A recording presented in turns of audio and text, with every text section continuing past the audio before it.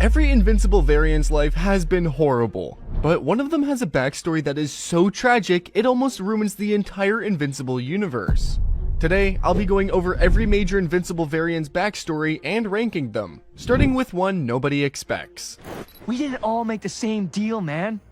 I came here to find Mom and bring her back with me. A heartbreaking quote from this variant of Mark known as Full Mask Mark lost his Debbie at some point in his life, which is the main motive to help Angstrom Levy destroy the Prime World. This is most likely the variant with the closest origin to the main Mark. It's unknown when or how Debbie died in his universe, but there are several secret hints hidden throughout the story. As we know, Debbie started drinking more after the Season 1 finale due to what happened in Chicago with Omni-Man and Invincible. At one point, we see Debbie standing on a bridge, debating if she should take that jump. In our universe, she didn't, but maybe in Full Mask Mark's universe, she jumped. That would leave Mark without both parents. He would have nobody around to guide him, and this would be much more important than you think, especially after we see how Debbie plays a massive part in his character. Without her, he would be filled with grief and pain, causing him not to care about saving others. This is also backed up by when the 8 surviving Marks watched over the destroyed city they were in. Masked Mark was looking at a bridge, which could be the same bridge his Debbie jumped off.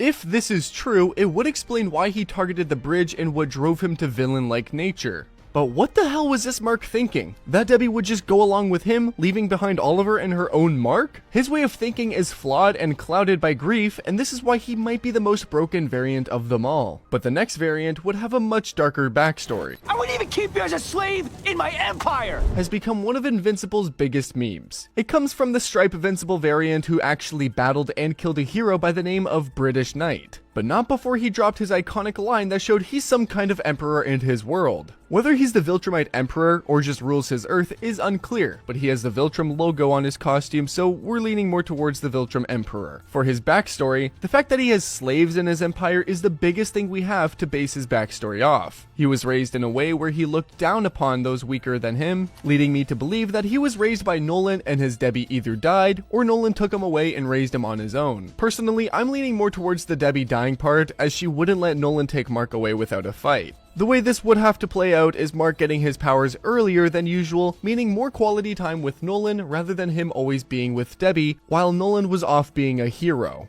While teaching Mark how to be a hero, Nolan also manipulated Mark to believe that those beneath him aren't worth saving, just